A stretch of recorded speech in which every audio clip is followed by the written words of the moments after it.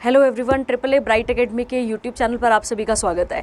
आज हम फिर से कुछ इंपॉर्टेंट करंट अफेयर करेंगे जो कि 25 अगस्त से लेकर 31 अगस्त 2024 तक हमें देखने को मिलते हैं। तो आई होप आपने पुरानी वाली शीट पढ़ी होगी, पुरानी वाली शीट आप थॉरली पढ़ रहे होंगे।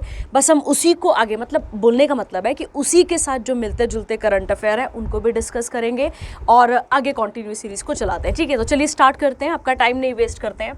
चलिए, सबसे पहला सेक्शन कौन सा वाला है अपने पास? National news, important current affair है इस बार ये वाला, और इसके साथ जो जो क्वेश्चन बनते होंगे उनके बारे में बात करेंगे और देखेंगे। ठीक है, देखिए, कहता है प्राइम मिनिस्टर नरेंद्र मोदी कहाँ गए हैं? तो आपको याद रखना है पोलैंड और यूक्रेन गए हैं। कहाँ गए हैं? पोलैंड और यूक्रेन गए हैं। पहला क्वेश्चन तो यही बन गया सीधा सीधा।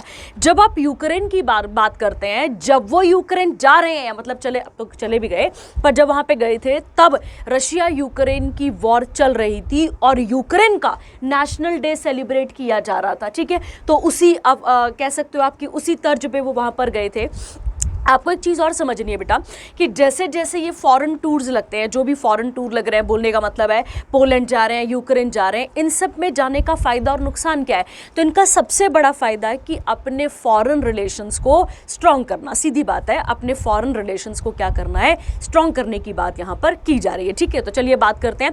अच्छा, अचंभे की बात यह भी है कि अगर ये यूक्रेन अभी गए हैं तो उससे पहले ये रशिया भी जाकर आए हैं। ठीक है, आई थिंक इसी साल जुलाई में वो कहाँ गए थे? रशिया भी गए थे, और अब कहां गए हुए हैं? यूक्रेन। और आप सबको पता है रशिया यूक्रेन का क्या चल रहा है भाई? वॉर चल रहा है, वहां पे युद्ध चल रहा है। ठीक है, तो चलिए बात करते हैं इसके बारे में डिटेल में।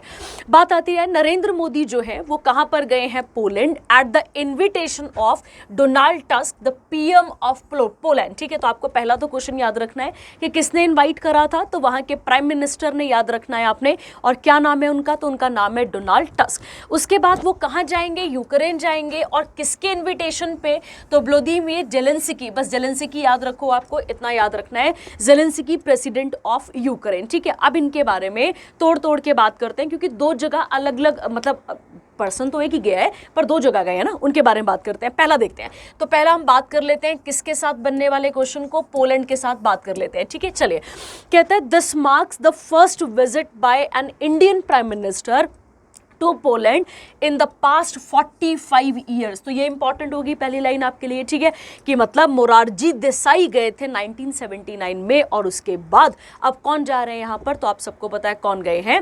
प्राइम मिनिस्टर नरेंद्र मोदी गए हैं। क्लियर हो गया पहला आपके पास।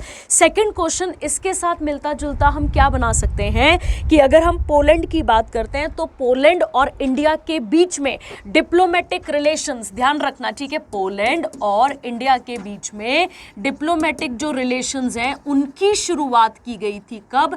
1954 में। कब की गई थी बच्चा? तो आपको याद रखना है 1954 में। और 1954 से आप 2024 देख लेते हैं तो इस साल इनकी कौन सी वाली एनिवर्सरी है? तो आप याद रखेंगे 70th, मतलब इंडिया और पोलैंड अपने डिप्लोमेटिक रिलेशन के कौन से साल में मिल रहा है? तो अपने 70th एनिवर्सरी में इनके साथ मिल रहा है। पहला एक क्वेश्चन और क्लियर हो गया।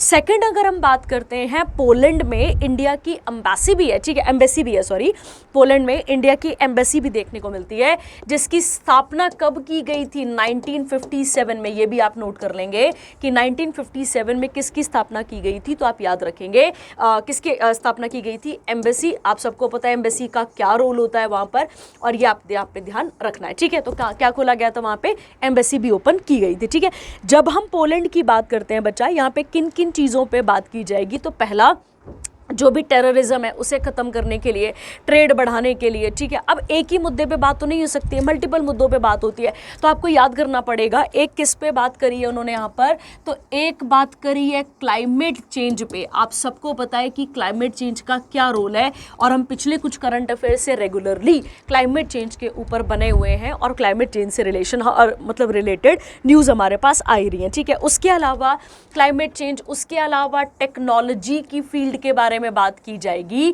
प्लस उसके अलावा ट्रेड के बारे में बात की जाएगी, उसके अलावा टेररिज्म को सॉरी काउंटर टेररिज्म, ठीक है, ये आप काउंट कर लेंगे। मतलब अनगिनत बातों पे कहां पर बात की जा रही है, पोलैंड और इंडिया के बीच में बात की जा रही है, ठीक है।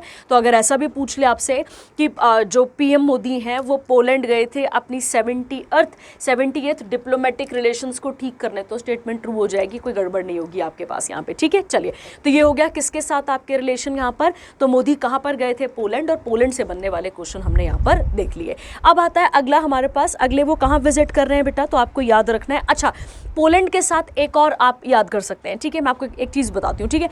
वहाँ पर एक ना आप मुझे चलो एक मिनट रुको, मैं पिछले पेज ले लूँ, है ना। हाँ, एक क्वेश्चन सुनते हैं। एक वहाँ पे डॉर्बी, ध्यान रखना है आपने, डॉर्बी मेमोरियल है, ठीक है। वहाँ पर कहाँ पर हम बात कर रहे हैं, यहाँ पे पोलैंड की कैपिटल वर्सावा में क्या आता है आपके पास, यहाँ पर एक डॉर्बी मेमोरियल है। इसका क्या इंपॉर्टेंस है आप मुझे बताएंगे। क्या ये डॉर्बी वही है, मतलब डॉर्बी मेमोरियल किस बंदे का है, किसके नाम पर है ये, और इनका क्या रिलेशन है यहाँ पर। तो देखो मैं आपको चलो मैं आपको बताती हूँ, ठीक है। जब आप डॉर्बी की बात करते हैं, इनका पूरा मतलब इस तरीके से आता है, डॉर्बी महाराज क्या बोला जाता है इसे, मेमोरियल बोला जाता है, ठीक है। क्या बोला जाता है बच्चे से, डॉर्बी महाराज मेमोरियल। और ये कहां पर है, वर्साव में, और वर्साव किसकी कैपिटल आती है, तो आपको याद रखना है पोलैंड की कैपिटल आती है। अब सुनिए बच्चा, ये जो डॉर्बी है, डॉर्बी का मतलब होता है गुड, ठीक है। डॉर्बी का मतलब क्या होता है बच्चे, डॉर्बी का मतलब होता है गुड। तो कोई एक अच्छे महाराज का मेमोरियल वहां हमें देखने को मिलता है, ठीक है। बात करते हैं वो कौन है डॉर्बी और क्या इनका नाम है पूरा, इनके बारे में बात करते हैं, ठीक है। देखिए, एक पर्सन है जिनका नाम है श्री दिग्विजय, ध्यान रखना है आपने, क्या नाम आता है इनका, श्री दिग्विजय रंजीत सिंह करके इनका नाम आता है पूरा का पूरा नाम तो क्या याद रखेंगे, इतना याद रख लो। श्री दिग्विजय ने मदद करी थी पोलैंड के लोगों की, जब कौन सी वाली वहां पर वॉर चल रही थी, सेकेंड वर्ल्ड वॉर चल रही थी। और सेकेंड वर्ल्ड वॉर का टाइम पीरियड हम क्या नोट करते हैं, 1939 से लेकर 45 के बीच में। तो आपको याद रखना है कि श्री दिग्विजय ये कहाँ से बिलोंग करते हैं, हमारे गुजरात से बिलोंग करते हैं। इनका मेमोरियल कहाँ बना हुआ है, तो इनका मेमोरियल बना हुआ है वर्साव में, और उसको भी ट्रिब्यूट दी है किसने, प्राइम मिनिस्टर नरेंद्र मोदी ने। और ये कहाँ पे रह रहे थे ये दिग्विजय जी, तो ये वहाँ पे पोलैंड पे थे। और जब सेकेंड वर्ल्ड वॉर होता है तो उन्होंने इन पोलैंड के लोगों को या बच्चों को या बूढ़े जो भी वहाँ पे लोग होंगे उनको शेल्टर प्रोवाइड करी थी, ठीक है। तो ये भी आपको एक क्लियर रखना है किसके साथ, मतलब हमारे डिप्लोमेटिक रिलेशन तो है ही है, एज वेल एज हमारे कल्चरल रिलेशन भी हमें एक दूसरे के साथ देखने को मिलते हैं, ठीक है। चलिए अब हम बात करते हैं किसके बारे में, यूक्रेन के बारे में। जब हम यूक्रेन की बात करते हैं बच्चा, तो आपको एक बात क्लियर रखनी है कि यूक्रेन, देखो बेटा, अब वहां पर जाके ऐसा कुछ रशिया के साथ, देखो जब प्राइम मिनिस्टर नरेंद्र मोदी वहां गए तो उन्होंने मतलब उन्होंने ये तो नहीं हम बोलेंगे कि उन्होंने सीधे रशिया को टारगेट करते हुए कुछ कहा या यूक्रेन को टारगेट करते हुए कुछ कहा, ऐसा कुछ नहीं कहा। उन्होंने बस ये चीज़ की चिंता जताई है कि जिस प्रकार ये अटैक होते हैं, इन अटैक से जो बच्चे सफ़र करते हैं, जो फैमिली सफ़र करती है, उनकी थोड़ी सी आलोचना करी है। उसके अलावा कोई ज़्यादा बड़ी बात नहीं है, ठीक है। तो ये आपको इतना सा याद रखना है, ठीक है। चलिए, उसके अलावा हम कुछ मेडिसिनल एड भी प्रोवाइड कर आए हैं, किसको, यूक्रेन को, आपको याद रखना है। और आप मुझे बताएंगे भीष्म की फुल फॉर्म क्या है, क्या भीष्म इस यूक्रेन के साथ कुछ एसोसिएटेड है। मैं आपको इन शॉर्ट बता दूं कि हम मेडिकल एड देकर आए हैं, उसी मेडिकल एड से ये टर्म आपके पास देखने को मिलती है। और हम किसकी मदद कर रहे हैं यहाँ पे, यूक्रेन की, क्योंकि बेटा जब भी कोई वॉर होती है, इस तरीके की वॉर होती है, सफ़र कौन करता है, सफ़र करता है आम पर्सन, ठीक है। तो ये आपको यहाँ पर क्लियर रखना है। चलिए आगे बात करते हैं। इसके बाद यहाँ पर Modi visit to Ukraine marks the first visit of an Indian prime minister to the country since establishment of diplomatic relations between the two countries in 1992, ठीक है। तो हमारे डिप्लोमेटिक रिलेशन इनके साथ कब से है, 1992, और पोलैंड के साथ कब के हैं, तो आप याद रखेंगे 1954 के, ठीक है। चलिए आगे बढ़ते हैं। इसके बाद अगला कहता है India and Poland have decided to upgrade the India Poland bilateral relation as strategic partnership. अब आप ये देख लेंगे, मैंने अभी आपको सेक्टर्स बता दिए पीछे कि किन किन मुद्दों पे बात करने की बात की जा रही है। उसके अलावा क्या बोला गया है कि इंडिया और पोलैंड ने दोनों ने एग्री करा है कि वो 5 साल का जॉइंट एक्शन प्लान बनाएंगे। कब से कब तक यहाँ पर, तो 2024 से लेकर 28 तक हमें देखने को मिलता है। Indian prime minister Modi and Ukraine prime minister Zelensky have formalised 4 की एग्रीमेंट। एक मैंने आपको मेडिसिन वाला बताया है, एक आपको याद रखना है एग्रीकल्चर, मेडिसिन, कल्चर और ह्यूमैनिटेरियन असिस्टेंस की बात यहाँ पर की गई है। ठीक है, अगला पॉइंट, यूक्रेन की कैपिटल क्या आती है? कीव याद रखना है। करेंसी क्या आती है? अब इसे क्या पढ़ेंगे? विनिया, हर या रेवेन्यू, इस तरीके से देख लेंगे आप यहाँ पे। पोलैंड की कैपिटल वर्साव कहते हैं और करेंसी क्या आती है यहाँ पे? ज़लोटी, और ज़लोट भी से यहाँ पर कह देते हैं। ठीक है, तो आई होप आपको पहला वाला जो करंट अफेयर है जो इससे क्वेश्चन बन सकते थे वो आपको क्लियर हो चुका होगा। चलिए अब हम आगे बढ़ते हैं इसके साथ। अगला आता है बच्चे, 5 नए डिस्ट्रिक्ट बने हैं कहां पर? लद्दाख में। ठीक है, अब लद्दाख से बनने वाला पहला क्वेश्चन। ठीक है, पहला क्वेश्चन, लद्दाख को क्या कहा जाता है? तो लद्दाख को लैंड ऑफ पासेस कहा जाता है। लैंड ऑफ क्या कहा जाता है? पासेस। और पासेस क्या होते हैं बच्चा? इन पासेस को हम लोकल भाषा में क्या कहते हैं? ला भी कहते हैं। ला मतलब हो गया a natural gap between two mountains, उसे क्या कहते हैं? आप पास कहते हैं। ठीक है, जैसे रोहतांग पास, बारालाचा आप सुनते हैं। उसके अलावा अच्छा, लद्दाख में भी एक आपको पता है ना, एक टनल बनने जा रही थी जिसका नाम क्या था? शिंकुला। अगर आपको याद हो, अगर आप पिछला करंट अफेयर बहुत अच्छे तरीके से पढ़ रहे हैं, और इसकी बात की गई थी कब? तो इसकी बात की गई थी कारगिल विजय दिवस के दौरान। ये मैंने आपको पढ़ाया था। ठीक है, अगर आपको याद हो तो। चलिए, अब हमने पुराना करंट अफेयर जोड़ लिया, अब हम आगे बढ़ते हैं इसके साथ। देखते हैं, मिनिस्ट्री ऑफ होम अफेयर्स किसके पास है बेटा? सबको पता है, अमित शाह के पास है। ये आपने याद रखना है, अमित शाह के पास है। और इन्होंने अनाउंस करा है कि 5 नए डिस्ट्रिक्ट क्रिएट किए जाएंगे। कहां पर? यूटी में। और ध्यान देना, ये कहां कहां पर बनेंगे? तो ये क्या क्या नाम होगा इनका? जांस्कर, उसके बाद द्रास, और अगर आपको पता हो बच्चा तो Dras is considered as the coldest place of India. ठीक है, आपने याद रखना है कि सबसे कोल्डेस्ट प्लेस ऑफ इंडिया कौन सी आती है आपके पास? द्रास आती है। उसके अलावा है शाम, उसके बाद है नुब्रा, और एक है छांगटांग। तो ये बहुत इंपॉर्टेंट हो गया, सीधा सीधा क्वेश्चन बन सकता है। With the formation of new district, इन नए डिस्ट्रिक्ट्स के बनने से टोटल कितने बन चुके हैं अब यहाँ पे डिस्ट्रिक्ट? 7 हो चुके हैं। ये आपको यहाँ पर याद रखना है। कहता है करंटली लद्दाख के पास कितने डिस्ट्रिक्ट थे? 2 ही थे, उसमें से लेह और कारगिल था। याद रखेंगे आप। और दोनों के दोनों को कौन मैनेज कर रहा था? ऑटोनॉमस डिस्ट्रिक्ट काउंसिल इसे क्या कर रहा था? मैनेज कर रहा था। ठीक है, अच्छा, एक आपको और याद रखना है बेटा, लद्दाख की कई सारी डिमांड्स हैं। ध्यान देते हैं हम यहाँ पे, लद्दाख की कई सारी डिमांड्स हैं। उनमें से एक डिमांड लद्दाख की ये है बेटा कि लद्दाख को स्टेटहुड का दर्जा दिया जाए। ठीक है, चलो अभी तो वो मुझे तो नहीं लगता कि अभी वो दिया जाएगा, पर चलो अब एक डिमांड उनकी क्या है यहाँ पर, तो आपको याद रखना है। एक उनकी डिमांड है कि हमें स्टेटहुड का दर्जा दिया जाए। उनकी दूसरी डिमांड है बेटा, दूसरी डिमांड पर हम यहाँ पर आते हैं। उनका मानना है कि जो लद्दाख है उसको 6वें शेड्यूल के अंदर ऐड किया जाए। ठीक है, ध्यान देते हैं, जब आप पॉलिटी पढ़ते हैं तो आप सबको पता है कि हम कितने शेड्यूल्स के बारे में पढ़ते हैं? याद करो, 12 शेड्यूल्स के बारे में पढ़ते हैं। ठीक है, 12 में से जो 6वां वाला है, 6वां वाला किसके बारे में बात करता है? 6वां वाला बात करता है बेटा किसके बारे में? एडमिनिस्ट्रेशन ऑफ ट्राइबल अफेयर्स, या ट्राइबल जो एरियाज हैं उनको मैनेज करने की बात करता है, उनको एडमिनिस्टर करने की बात करता है।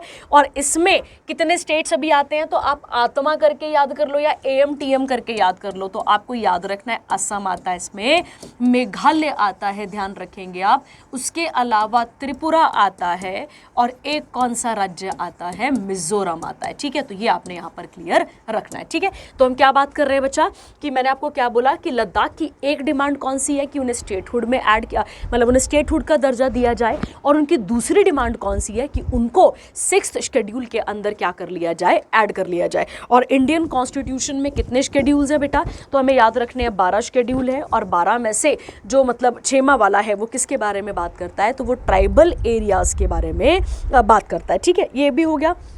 उसके अलावा इनकी एक और डिमांड है कि जॉब रिजर्वेशन दिया जाए। ऐसी अनगिनत डिमांड्स हैं बेटा। ठीक है, शायद वो जेन्युइन भी हो सकती हैं उस समय, मतलब उन लोगों के हिसाब से, उस जगह के हिसाब से, ये आपको यहाँ पर क्लियर रखना है। ठीक है, चलिए उसके बाद क्या कहता है बच्चे, लद्दाख किसका पार्ट हुआ करता था? हम सबको पता है किसका पार्ट था? जम्मू कश्मीर का। कौन सा आर्टिकल रिवोक किया गया था? 370 किया गया था। और कब किया गया था? तो 9 अगस्त 2019 को। और इसके ऊपर एक मूवी भी बनी है अगर आपको पता हो तो, आर्टिकल 370। ठीक है, आप आप देख सकते हैं उसको भी, थोड़ा आपको आइडिया लग जाता है बेटा।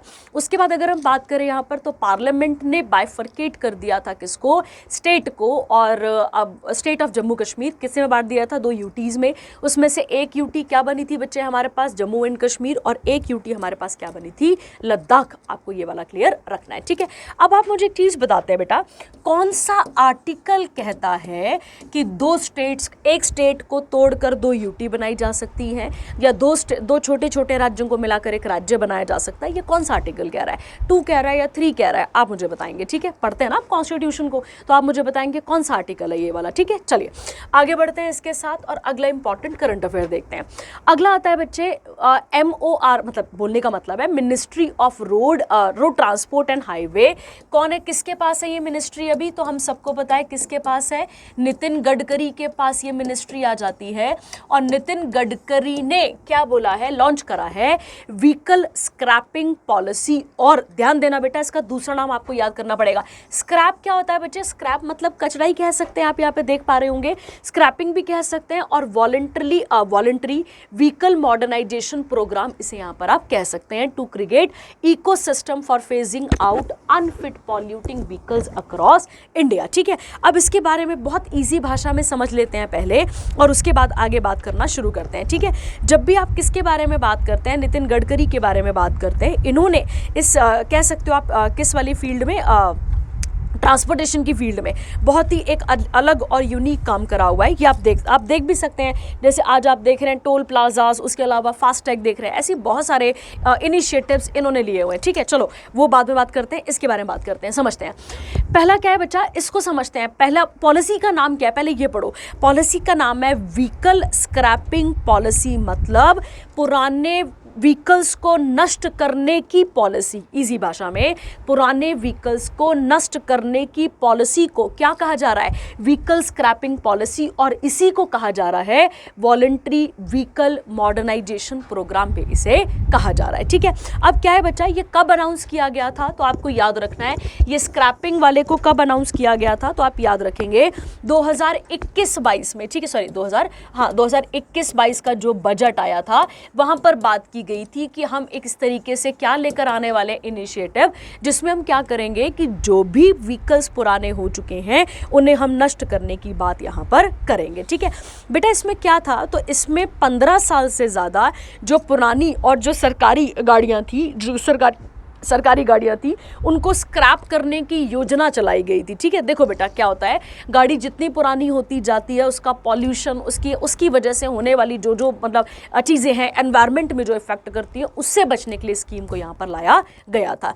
इसके साथ ही आप बात करते हैं तो बोला गया था बेटा कि जो 20 साल से ज़्यादा पुरानी प्राइवेट गाड़ियाँ हैं उनको भी क्या कर दिया जाएगा, स्क्रैप कर दिया जाएगा।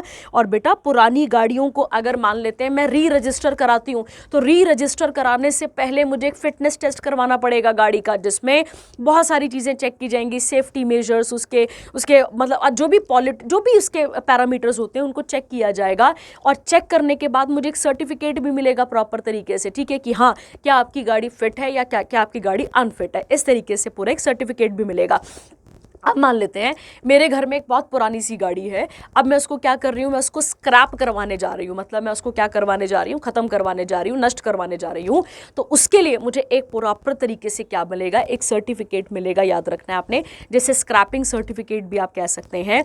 और उस स्क्रैपिंग सर्टिफिकेट की मदद से मुझे नई गाड़ियाँ, अगर मैं नई गाड़ी भी लेना चाहूँ तो मुझे नई गाड़ी में भी क्या मिल जाएगी, उसमें कुछ छूट देखने को मिल जाएगी, ठीक है। चलिए तो बात करते हैं इसके बारे में और अच्छे तरीके से। कहता है This policy will be implemented through a network of registered vehicle, scrapping facilities and automated testing stations, ठीक है, समझ में आ गई ना। टेस्टिंग स्टेशंस का क्या काम होगा कि इनके पॉल्यूशन को चेक करना, उसके सेफ्टी मेजर्स को चेक करना, उसके अलावा उसके ब्रेकिंग सिस्टम को चेक करना, इमिशन धुआं निकालने वाला जो है उन सब चीज़ों को टेस्ट करना, ये सब उसमें देखा जाता है। The policy notified state government to offer a concession on motor vehicle tax. ध्यान दो यहाँ पे, कितना कितना परसेंट बोला गया है? 25% for non transport vehicle and up to 15% of the transport vehicles. ठीक है, तो इस हिसाब से सरकारें छूट भी दे रही हैं ताकि आप अपनी पुरानी गाड़ियों को नष्ट करें और नई गाड़ियों की तरफ बढ़ना शुरू करें। ठीक है, चलिए आगे बढ़ते हैं। इसके साथ क्या कहता है? Vehicle scrapping policy, the manufacturers of commercial and passenger vehicle have agreed to offer discount of limited period against a certificate of deposit, जिसे क्या कहेंगे आप यहाँ पे? स्क्रैपेज, क्या कहेंगे? सर्टिफिकेट, जो मैंने भी आपको यहाँ पर समझाया था। कहता है the details of the scraped vehicle किसके साथ लिंक करवानी पड़ेंगी आपको? वाहन सिस्टम के साथ। और वाहन is the name of national vehicle register, जिसका एम क्या है? सारी की सारी रोड ट्रांसपोर्ट से एसोसिएटेड सारे डेटा को एक ही जगह कंपाइल करके रखता है। कौन सा वाला ऐप अपने पास? वाहन। The only discount that applies in the scrapping discount because the car is only being scrapped not traded. ठीक है, तो आपको याद रखना है कि मतलब गाड़ी आपने स्क्रैप करी हो, ऐसे नहीं कि आपने किसी को बेच दी हो फिर आप कह रहे हैं मैंने तो स्क्रैप कर दी। नहीं, स्क्रैप जब आप कराएंगे तो उसके ब्रेकिंग सिस्टम, मैंने आपको बताया ना, उसका एमिशन टेस्ट होगा, उसकी सिक्योर मतलब उसके सारे मेजर्स चेक किए जाएंगे और उसके बाद उसको स्क्रैप करने के बाद आपको क्या मिलेगा? इससे आपको एक पूरा का पूरा ई सर्टिफिकेट प्रोवाइड किया जाएगा। ठीक है, चलिए हो गया आपके पास ये वाला भी। अगला बढ़ते हैं, इसके बाद अगला करंट अफेयर देखते हैं। ठीक है, चलिए अगला आता है she box portal to enhance work place safety for women. बड़ा इंपॉर्टेंट है ये करंट अफेयर बेटा। जो अभी कोलकाता में जो कांड हुआ है, ठीक है, कोलकाता में जो वो इतना बड़ा कांड हुआ है जिसकी सुनवाई अब पता नहीं कितने अच्छे तरीके से चल रही है, नहीं चल रही है, अगर आप उसे ऑब्जर्व करें और उसे देखें तो अब यहाँ पर इसके बारे में डिटेल में बात करते हैं। ठीक है, देखिए बेटा क्या है। कहता है यूनियन मिनिस्टर अन्नपूर्णा देवी ने क्या लॉन्च करा? वो कौन है वैसे तो पहले ये समझते हैं। मिनिस्ट्री ऑफ वुमेन और चाइल्ड डेवलपमेंट के अंदर आती हैं। इन्होंने एक पोर्टल को लॉन्च करा है और उस पोर्टल का नाम क्या है बेटा? शी बॉक्स पोर्टल, याद रखना है। ये सेंट्रलाइज्ड प्लेटफॉर्म है जो कि रजिस्टर और मॉनिटर करेगा किसको? सेक्सुअल हरासमेंट को of women at work place. Star mark करने वाला ये हो गया आपके पास। ठीक है, तो she box is associated with, सीधी सीधी बात है, अगर वर्क प्लेस में मेरे साथ या आपके साथ या किसी के साथ भी किसी भी प्रकार की हरासमेंट की जाती है, और कौन सी वाली हरासमेंट की बात हो रही है यहाँ पे? सेक्सुअल। ठीक है, तो उसके लिए उनको क्या दिया जाएगा? मतलब आप इस वाले पोर्टल के माध्यम से क्या कर सकते हैं? अपनी कंप्लेंट को रजिस्टर करा सकते हैं। ठीक है, ऐसा ही कुछ पहले चला था बच्चे, जिसका नाम था विशाखा गाइडलाइंस। अगर आपको पता हो तो ऐसे क्या चलाया गया है? विशाखा गाइडलाइंस भी चलाया गया था, जो कि किससे डील करता था बेटा? जो कि सेक्सुअल हरासमेंट से ही डील करता था। ठीक है, उसके अलावा एक आता है आपके पास पॉश एक्ट। ठीक है, एक और आता है जिसका नाम है बच्चे पॉश एक्ट। याद रखना है आपको, पॉश मतलब prevention of sexual harassment, prevention of sexual harassment act, जो जिसकी अगर हम बात करें जो कि 2013 में लाया गया था। इसमें भी क्या किया जाता है बच्चे कि अगर मेरे साथ या किसी भी वुमेन के साथ कहाँ पर अगर उसकी वर्क प्लेस पे उसके साथ हरासमेंट किया जाता है तो उसके लिए मैं और आप अपनी कंप्लेंट को रजिस्टर करा सकते हैं। ठीक है, अगला कहता है the she box portal act as a centralized repository of information about internal committees and local committees formed across India covering both public और प्राइवेट सेक्टर। ये इंपॉर्टेंट हो गया कि इसमें public as well as private sector दोनों के दोनों cover किए जाएंगे। ठीक है, तो और कौन कौन सा ऐसा पोर्टल आया गया? विशाखा गाइडलाइन, पॉश हो गया। एक आपको याद करिए, हमने पिंक ऑटो भी पढ़ा था। Pink auto is associated with, किसके साथ एसोसिएटेड बेटा? वो गर्ल सेफ्टी के साथ है। ठीक है, हम ऐसे बहुत सारे इनिशिएटिव लेके तो आ सकते हैं पर फिर भी कानून स्ट्रांग नहीं है ना। चलो इसके बारे में हम बात नहीं करते, पर अब आगे बढ़ते हैं। ठीक है, चलिए अगला आता है आपके पास the portal will allow women to file complaint, track their status and ensure time bound processing of complaint by ICs। ठीक है, उसके बाद इसमें क्या किया जाएगा? It also include a designated, एक नोडल ऑफिसर होगा जिसका क्या काम होगा? रियल टाइम मॉनिटरिंग करना, किसको? कंप्लेंट को, फिर उनका result as soon as possible उनको प्रोवाइड करना। ठीक है, चलिए तो अब इससे क्या फर्क पड़ेगा क्या नहीं पड़ेगा अब ये बात की बात है। ठीक है, पर इस तरीके का एक पोर्टल लाया गया है, ये हमें यहाँ पर समझना पड़ेगा। ठीक है, चलिए आगे बढ़ते हैं इसके बाद और अगला इंपॉर्टेंट करंट अफेयर देखते हैं किसके बारे में बात करता है। ठीक है, चलिए अगला आता है यूनियन कैबिनेट कमेटी ने क्या कर दिया, यहाँ पर कंफर्म कर दिया है या फिर लेकर आ गई एक नई स्कीम जिसका नाम क्या आता है बच्चे आपके पास, जिसका नाम आता है यूनिफाइड पेंशन स्कीम।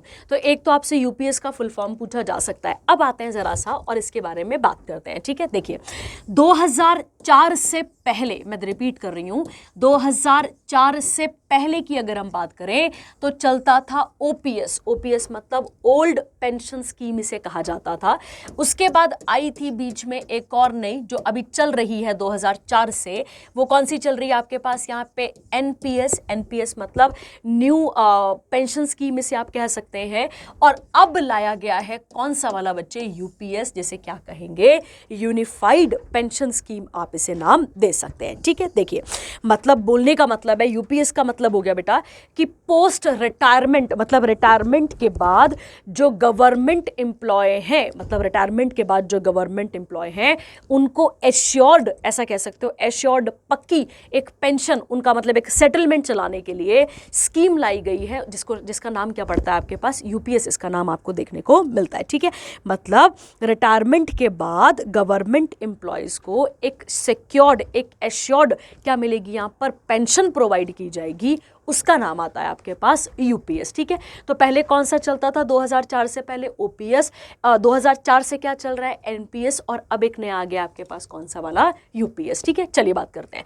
कहता है union cabinet, the union cabinet chaired by prime minister, इन्होंने अप्रूव कर दिया कौन सी वाली स्कीम यहाँ पर, तो आपको याद रखना है यूनिफाइड पेंशन स्कीम, ये आपको क्लियर रखना है, ठीक है। कहता है assured pension eligibility is 25 years of services. अब इसको इजी भाषा में समझते हैं, ठीक है। पहला क्वेश्चन बच्चा, इसे कब से लॉन्च किया जाएगा यूपीएस को, तो आपको याद रखना है 1 अप्रैल 2025 से इसे क्या किया जाएगा, लॉन्च किया जाएगा, ठीक है। तो एक कब से चल रही थी, 2004 से पहले, एक कब से चल रही है 2004 से, और एक कौन सी आ गई अब आपके पास 2025 से चलेगी, ठीक है, 1 अप्रैल 2025 से।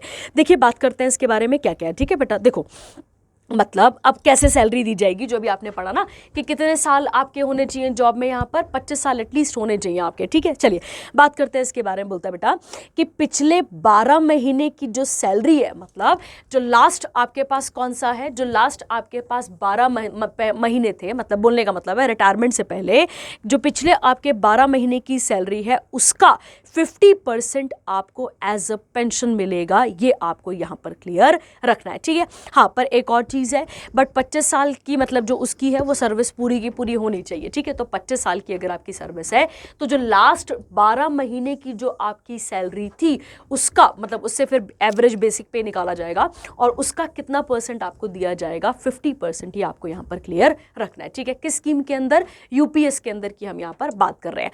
अगला कहता है इसके बाद बेटा आपके पास यहाँ पे अगला कहता है अगर कम से कम देखा जाए, मान लेते हैं कम से कम अगर देखा जाए तो कम से कम आपकी सर्विस कितने साल की होनी चाहिए, वहां पे 10 साल की होनी चाहिए, और तब आपको कितना मिल सकता है यहाँ पर पेंशन। तो आपको याद रखना पड़ेगा मिनिमम पेंशन कितनी दी जा सकती है बेटा, 10,000 तक की रह सकती है, ठीक है। और अगर मान लो गवर्नमेंट एम्प्लॉय की डेथ हो जाती है, मान लेते हैं गवर्नमेंट एम्प्लॉय की डेथ हो जाती है तो उसकी फैमिली को भी क्या मिलती रहेगी बेटा आगे, तो उसकी फैमिली को भी पेंशन मिलती रहेगी, पर कितना परसेंट उसका, तो उसकी जो भी पेंशन थी, मान लो 1 लाख सैलरी थी तो आधा कितना हुआ, 50% इसका 50,000, तो 50,000 का आप 60% लगा लीजिए, उतना क्या मिलेगा आपको यहाँ पर, उतना आपको क्या दिया जाएगा, उस रिटायर्ड पर्सन के मरने के बाद की पेंशन दी जाएगी, ठीक है। ये आपको यहाँ पर क्लियर रखना पड़ेगा। उसके अलावा अगर हम बात करें इसी के अंदर इन्फ्लेशन इंडेक्सेशन भी रहेगा, ये भी आपको क्लियर रखना है। क्या रहेगा बेटा इसके अंदर, इन्फ्लेशन इंडेक्सेशन भी रहेगा, मतलब बढ़ती महंगाई के साथ आपकी पेंशन में भी फ्लक्चुएशंस आती रहेंगी, ठीक है। चलिए तो अब बात कर लेते हैं इसके बारे में। फॉर लेसर सर्विस पीरियड कितना बोला गया है, 10, और मतलब फिर एक मैक्सिमम कितना बताया गया, 25 साल, ये आपको याद करना पड़ेगा। और क्या कह रहा है बच्चे यहाँ पर, ये आपने पॉइंट सारे के सारे इसमें देख लिए, ठीक है। उसके बाद कहता है lump sum payment at superannuation calculation, अब ये 1/10 ऑफ द मंथली, ये मैंने आपको बता दिया, ठीक है, कि DA पे जो भी मिलेगा उसको, ये सारी चीज़ें यहाँ पर प्रोवाइड की जाएंगी, ठीक है। सीधी सीधी बात है। तो हमें यूपीएस थोड़ा सा याद करना पड़ेगा और समझना पड़ेगा, ठीक है। चलिए आगे बढ़ते हैं। इसके बाद हिमाचल प्रदेश ने इंक्रीज कर दी है क्या बेटा, तो आपको याद रखना है उसने इंक्रीज कर दी है क्या, तो आपको याद करना पड़ेगा स्टेट मतलब हिमाचल प्रदेश की जो स्टेट असेंबली है उसने पास कर दिया है कौन सा बिल, तो आपको याद रखना है minimum age of marriage for women 18 से 21 साल से किया गया है, ठीक है। तो आपको याद रखना है पहले लड़कियों की शादी की अगर हम बात करें किसके अंदर, इस prohibition of child marriage act के अंदर 2006 के अंदर, तो लड़कों की एज कितनी थी शादी की, तो आपको याद रखना है 21 साल और लड़कियों की कितनी थी 18। तो यहाँ पे स्टेट गवर्नमेंट क्या बोल रहा है बच्चा, तो state government of Himachal Pradesh कह रहा है कि जो शादी की एज है, ध्यान देंगे आप यहाँ पे किसकी बात की जा रही है, यहाँ पे शादी की जो एज है उसे क्या किया जा रहा है, उसे बढ़ाया जा रहा है, आपको याद रखना है, ठीक है। और कितने से कितना किया जा रहा है, 18 से 21 इसको किया जा रहा है, ठीक है। एक चीज़ और अगर हम बात करते हैं मैरिज की, तो मैरिज कौन सी लिस्ट के अंदर आता है, तो आपको याद करना है ये कंकरेंट लिस्ट के अंदर आता है। कंकरेंट बोलने का मतलब क्या हो गया, जिसमें स्टेट और सेंटर दोनों मिलकर क्या कर सकते हैं, कानून बना सकते हैं, ठीक है। देखो बेटा अर्ली मैरिजेस के बहुत सारे सिम्टम्स होते हैं, अर्ली मैरिज के बहुत सारे सिम्टम्स होते हैं, जैसे कि बोलने का मतलब है जैसे कि एक छोटी मतलब आप एक बहुत ही कम उम्र में शादी करवा दीजिए, शादी छोटी उम्र में होने से ना उसका करियर कभी बन सकता है, ना वो अपना करियर कभी बना सकती है। तो यहाँ पे क्या बोला जा रहा है कि एक छोटी उम्र पे ना शादी कर एक प्रॉपर एज पे शादी करना, ताकि उन पे जेंडर इक्वालिटी का भी बर्डन ना पड़े, जेंडर इक्वालिटी रहे। दूसरा, उन्हें पढ़ने का भरपूर टाइम मिल पाए, उन्हें अपने जीवन पे खड़े होने के लिए कोई ऐसा भारी वो ना पड़े। और जो उनकी अर्ली प्रेगनेंसी हो जाती थी, उस प्रेगनेंसी से जो माता और जो शिशु होता था उसे जो प्रॉब्लम झेलनी पड़ती थी, उन सब से भी छुटकारा मिल सके, ठीक है। इस तरीके से इसको मतलब बताया गया है, ठीक है। अब देखिए कहता है यहाँ पे the prohibition of child marriage Himachal Pradesh amendment bill 2024 का किसने इंट्रोड्यूस करा है, तो वहां पे एक मिनिस्टर है, क्या नाम है उनका, women empowerment minister Dhaniram Shandil, इन्होंने क्या करा है, इसे यहाँ पर पेश करा है। और कौन से सेशन में कर रहे हैं, तो अभी कौन सा सेशन चल रहा है, देखिए जरा सा नोटिस करिए, मॉनसून। आपको पता है 3 सेशन होते हैं, कौन कौन सा, बजट, एक होता है मॉनसून और एक होता है विंटर सेशन, ये आपको यहाँ पर क्लियर रखना है।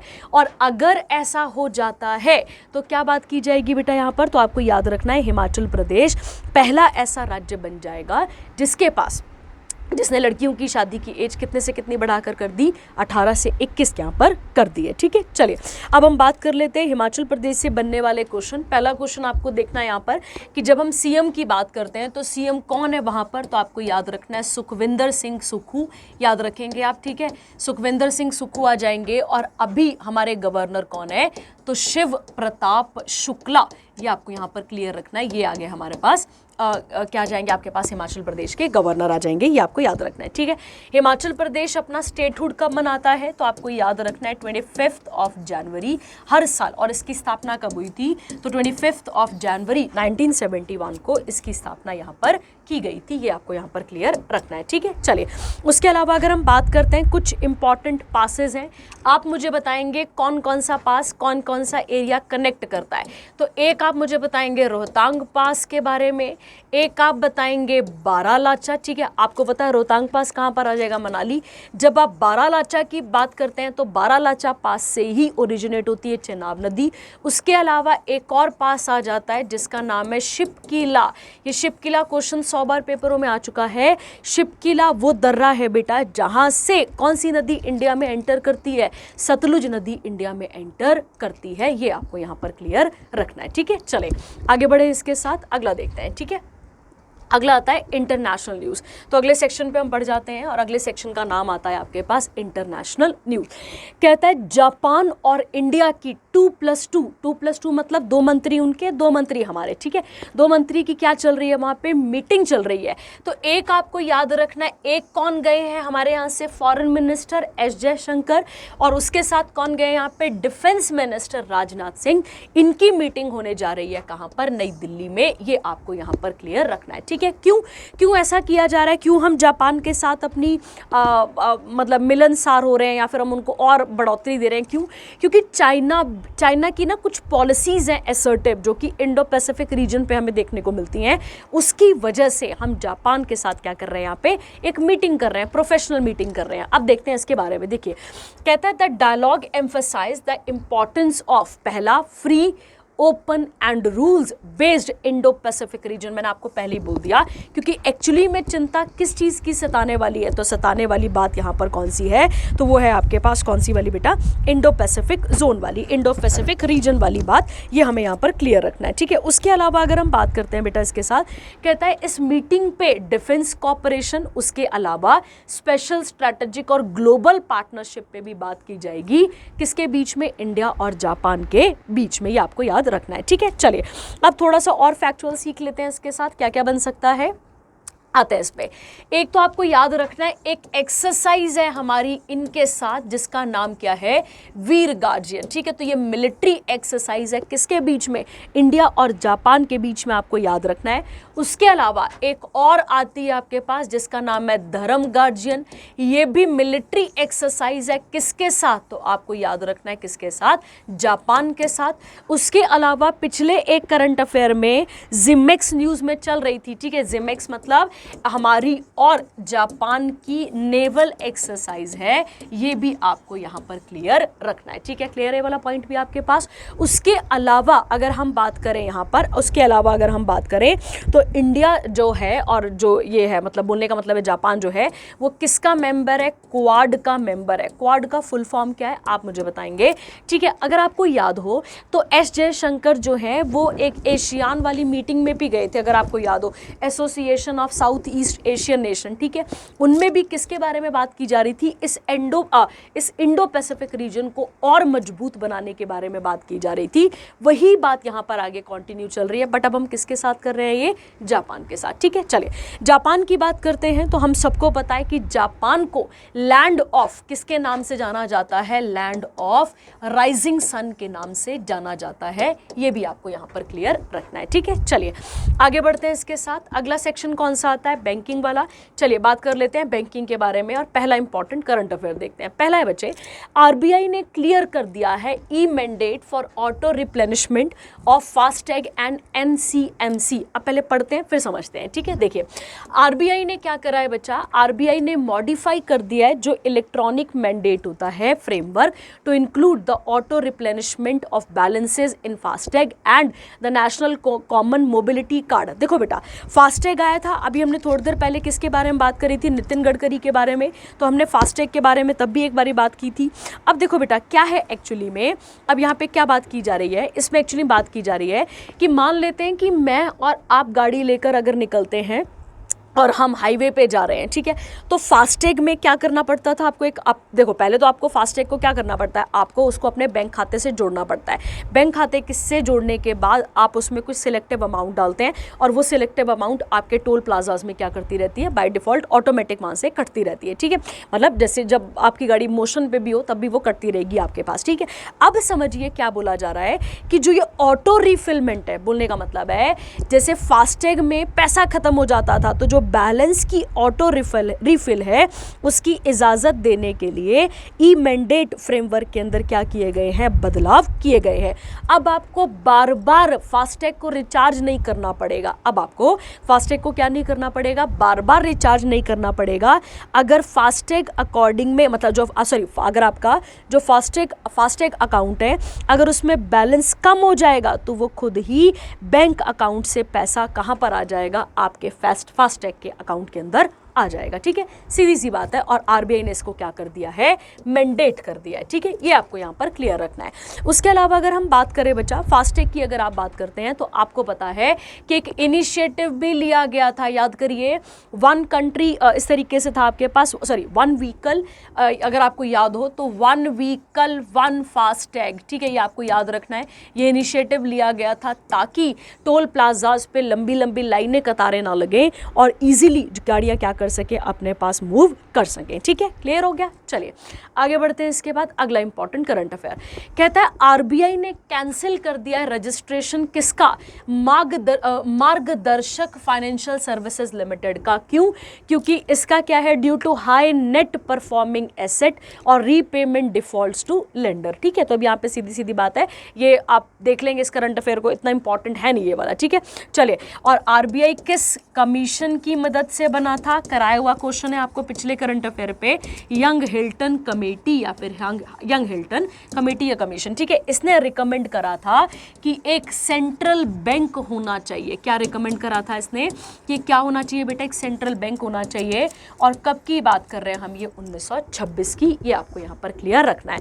और उसके बाद फिर आरबीआई एक्ट आया था, और आरबीआई एक्ट कब आया था, 1934। और आरबीआई की स्थापना कब की गई थी, तो अगर आपको याद हो आरबीआई की स्थापना की गई थी कब, 1935 में। ठीक है, चलिए इसके साथ आगे बढ़ते हैं। आप यहाँ पे ये वाला हो गया आपके पास, आरबीआई ने कैंसिल कर दिया रजिस्ट्रेशन किसका, मार्गदर्शक फाइनेंशियल सर्विसेज का। ठीक है, चलिए आगे बढ़ते हैं इसके बाद। और अगला इंपॉर्टेंट करंट अफेयर कौन सा आता है, इसके बारे में बात करते हैं। ठीक है, देखिए बेटा, कहता है गुजरात ने रिप्लेस कर दिया है यूपी को एज इन्वेस्टमेंट डेस्टिनेशन। मतलब अगर इन्वेस्टमेंट डेस्टिनेशंस की बात की जाए, जहां पर पैसा लगाया, आपको बताया हुआ है कि इन्वेस्टमेंट कितनी इंपॉर्टेंट चीज़ है, आपको बताया हुआ है इसके बारे में। ठीक है, इन्वेस्टमेंट नहीं होगी तो कोई, मतलब आप कुछ भी स्टार्टअप नहीं, मतलब कुछ भी नहीं हो सकता फिर तो, है ना। चलिए इसके बारे में बात करते हैं डिटेल में। देखिए क्या लिखा है, कहता है according to the study of RBI, ध्यान देंगे, आरबीआई के इकोनॉमिस्ट की एक स्टडी के अकॉर्डिंग गुजरात ने रिप्लेस कर दिया है उत्तर प्रदेश को in attracting bank fund for project. तो जो प्रोजेक्ट कभी यूपी में बहुत ज़्यादा लगा करते थे, अब वो कहाँ पर लगाए जा रहे हैं ज़्यादा करके, कहाँ पे लगाए जा रहे हैं ज़्यादा करके, अब गुजरात में। कहता है गुजरात के फंड्स की बात करें तो कितने प्रोजेक्ट यहाँ पर बताए गए हैं, 154 प्रोजेक्ट। अगर इनकी बात करें तो विच accounted 40.7% increased from 14% in financial year 2023 of the total project financed by the banks and financial institutions in financial year 2024। ठीक है, तो सीधी बात है, सीधा सीधा यहाँ पे क्या क्वेश्चन बन रहा है आपके पास कि गुजरात ने रिप्लेस कर दिया है किसे, उत्तर प्रदेश को इन्वेस्टमेंट डेस्टिनेशंस को लेकर। ठीक है, अगला पॉइंट कहता है the total cost of the project. अब ये सब तो हमें नहीं भी याद रहेगा, चलेगा बेटा इतना सब कुछ। ठीक है, उसके बाद है ये पढ़ते हैं, यूपी के पास अभी टोटल कितने प्रोजेक्ट हैं, यहाँ पर 69 प्रोजेक्ट हैं, विच अकाउंटेड 7.6% और डिक्रीज हुआ है कितने से, 16.2% फाइनेंशियल ईयर से। तो आपको याद रखना है कौन टॉप कर रहा है, अब गुजरात, और पहले कौन कर रहा था यहाँ पर, उत्तर प्रदेश कर रहा था। ठीक है, आगे इसके साथ ही कहता है Maharashtra, Andhra Pradesh, Karnataka were the other among the top 5 states to get bank fund भी मिलता है इनको, और किसके लिए, प्रोजेक्ट्स के लिए in their respective states from bank and FI in financial year 2024। ठीक है, चलिए उसके बाद है अकॉर्डिंग टू आरबीआई स्टडी, और उड़ीसा कौन से रैंक पे आ चुका है अब यहाँ पर, तो 3rd स्पॉट पे आ चुका है। ठीक है, चलिए आगे बढ़ते हैं इसके बाद। अब ये सीधा फैक्चुअल था, इस पे कोई ज़्यादा डेप्थ पे जाने की कोई ज़रूरत नहीं है आपके पास। अगला, आरबीआई ने इम्पोज कर दी है पेनल्टी किसके ऊपर बच्चा, तो क्या नाम है इसका, वलसाद महिला नागरिक सहकारी बैंक। ठीक है, तो अब ये जो बैंक है, इस बैंक के ऊपर क्या लगा दी गई हैं, डायरेक्शंस। याद रखना है आपको कहाँ का बैंक है ये, तो आपके पास क्वेश्चन बन जाएगा, गुजरात का बैंक है। और क्यों लगा इसके ऊपर ये, मतलब क्यों से बंद किया गया है, for non compliance with the direction issued by RBI. तो जब आप देखो बेटा, आरबीआई के बहुत सारे पैरामीटर्स हैं, अगर आप उन पैरामीटर्स को फुलफिल नहीं करते हैं तो उसके अकॉर्डिंग क्या पड़ती है आपको, पेनल्टीज पड़ती हैं। तो ये पेनल्टीज इस बैंक को भी पड़ गई है। ठीक है, चलिए आगे बढ़ते हैं इसके बाद। इंपॉर्टेंट करंट अफेयर, सेबी ने बार कर दिया है 5 सालों के लिए, ध्यान रखना यहाँ पे, सेबी ने अनिल अंबानी को 5 सालों के लिए शेयर मार्केट से बंद कर दिया है। ठीक है, बैन कर दिया है, कितने सालों के लिए, 5 साल। अब अकेले यही नहीं है, इनके साथ 24 और एंटिटीज हैं जिन्हें क्या किया गया है, सेबी के द्वारा यहाँ पर रोका गया है और बार कर दिया गया है। क्यों, क्योंकि बेटा इन्होंने क्या करा है, इन्होंने फंड डाइवर्जन करा है। बोलने का मतलब है पैसे की घेर फेर करी है, इसीलिए इनको क्या किया गया है, यहाँ पर रोक दिया गया है, आपको याद रखना है, ठीक है। चलिए उसके बाद कहता है SEBI has imposed ₹25 crore penalty on Anil Ambani, has barred him from holding any directoral, और ये क्या नहीं कर सकते आप 5 सालों के लिए यहाँ पर आपके पास ना ही डायरेक्टर की कोई पोस्ट, ना ही मैनेजर की कोई पोस्ट किसी भी लिस्टेड कंपनी में, और intermediary registered with SEBI for 5 years, ठीक है। तो आपको याद रखना है 5 सालों के लिए ये शेयर मार्केट से 5 सालों के लिए, मतलब ना ही डायरेक्टर की पोस्ट और ना ही किसकी पोस्ट को यहाँ पर पार्टिसिपेट कर पाएंगे, मैनेजर की पोस्ट पे, ठीक है। चलिए सेबी की बात करते हैं। सेबी कब बना था, तो आपको याद रखना है जनवरी 30, 1992 को क्या बना था अपने पास, सेबी बना था, आपने याद रखना है।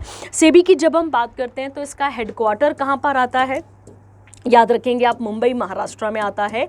और इसकी चीफ कौन है अभी, तो आपको पता होना चाहिए, माधवी, क्या नाम है इनका, माधवी पुरी बुच, क्या नाम है इनका, माधवी पुरी बुच, इनका नाम हमें देखने को मिलता है, ठीक है। चलिए आगे बढ़ते हैं। इसके बाद अगला, प्रधानमंत्री जन धन योजना ने अपने कितने साल कंप्लीट कर लिए हैं, 10 साल कंप्लीट कर लिए हैं, ठीक है। देखिए कहता है, अगर हम इसकी बात करें बेटा, अगर आपको याद हो ये नेशनल मिशन चलाया गया था कि सारे लोगों को किसके साथ जोड़ा जा सके, बैंक खातों से जोड़ा जा सके और बैंक से जोड़ा जा सके, इसको क्या कहा जाता है, जन धन योजना कहा जाता है, ठीक है। लिखा हुआ है वहां पे फाइनेंशियल इंक्लूजन। कब इसे लॉन्च किया गया था, तो 28 अगस्त 2014 को, किसके द्वारा, प्राइम मिनिस्टर नरेंद्र मोदी के द्वारा, और अब इसके कितने साल कंप्लीट हो चुके हैं, 10 साल।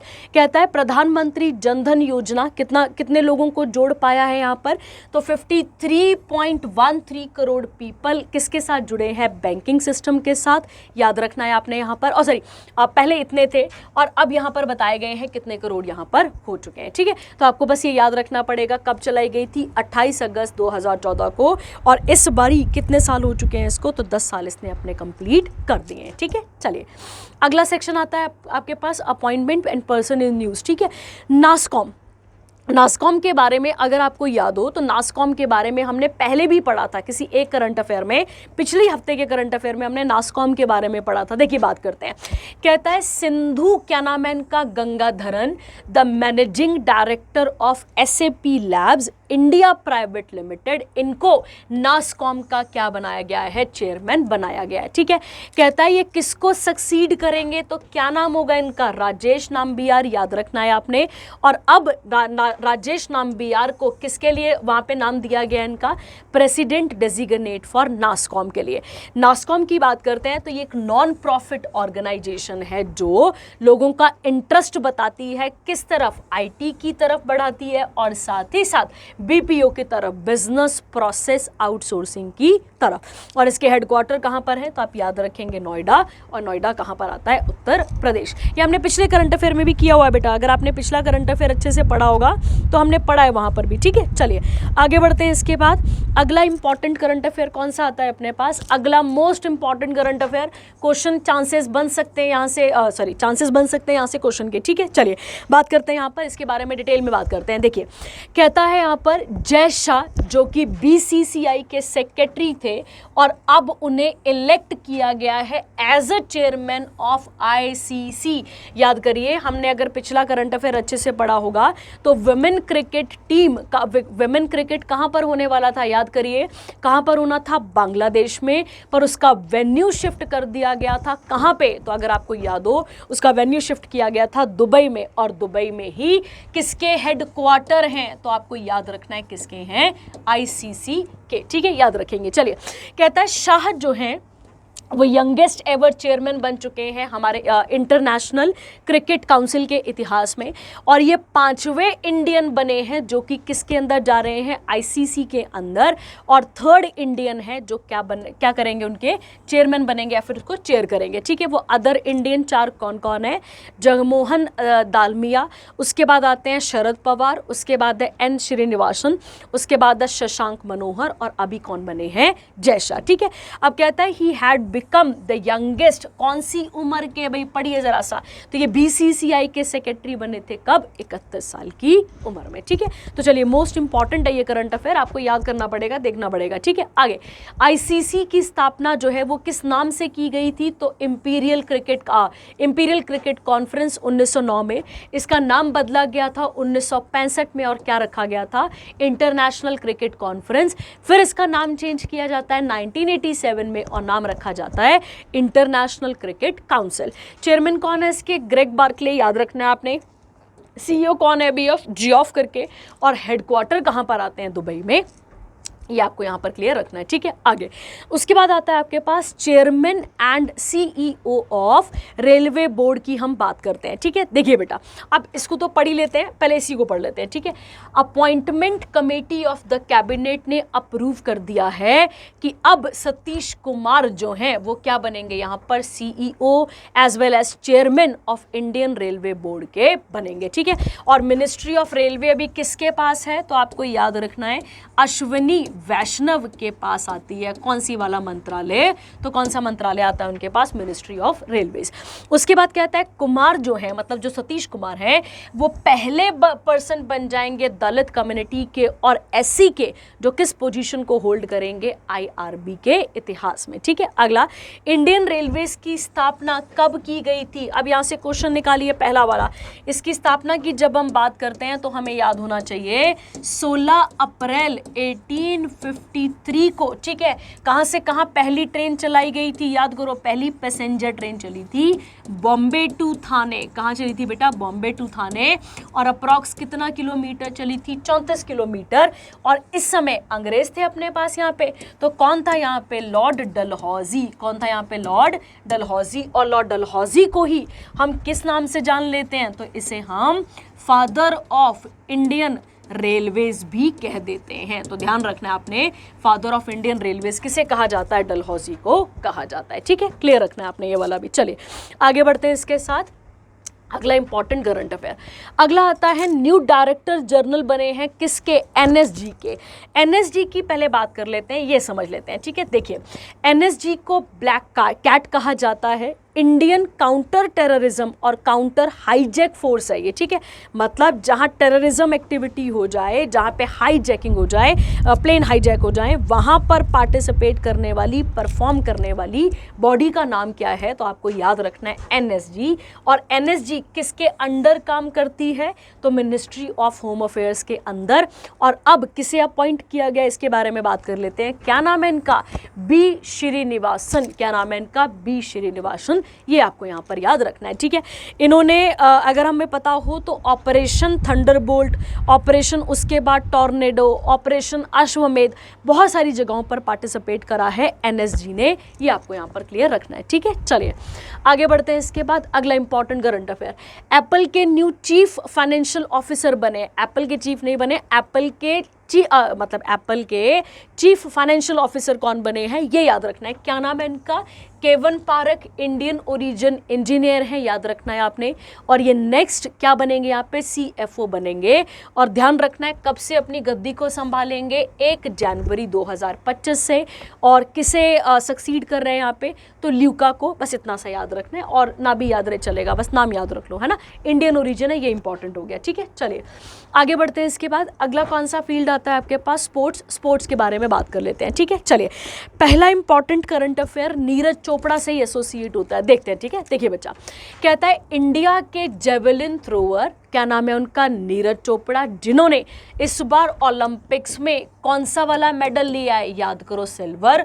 और टोक्यो ओलंपिक्स में क्या लिया था बेटा, तो आपको याद होगा गोल्ड मेडल यहाँ पे रिसीव करा था। ठीक है, अब देखिए क्या कहता है, इन्होंने फिनिश्ड एट सेकंड रैंक है इनका, किसमें, लॉसाने डायमंड लीग हुई, जिसे एथलेटिसिज्म भी कहा जाता है।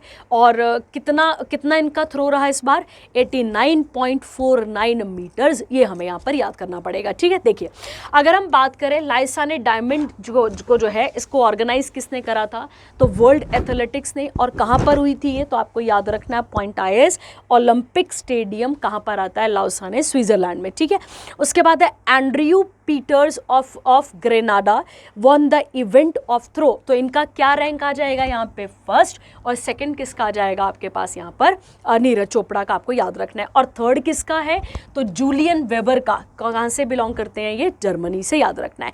और डायमंड लीग एक एनुअल सीरीज है ट्रैक और फील्ड एथलेटिक कॉम्पिटिशन्स की, और कौन ऑर्गेनाइज करता है, वर्ल्ड एथलेटिक्स, याद रखना है। और इसका पहले नाम क्या था, international association of athletics federation. ठीक है, सीधा सीधा क्वेश्चन है, कोई घुमाने वाली बात नहीं है, कोई परेशान करने वाली बात नहीं है। ठीक है, चलिए आगे बढ़ते हैं। इसके बाद अगला आता है शिखर धवन, जिन्हें गब्बर के नाम से भी जाना जाता है। इन्होंने अपनी रिटायरमेंट क्या कर दी है, यहाँ पे अनाउंस कर दी है। ठीक है, सीधा फैक्चुअल क्वेश्चन है आपके पास यहाँ पे।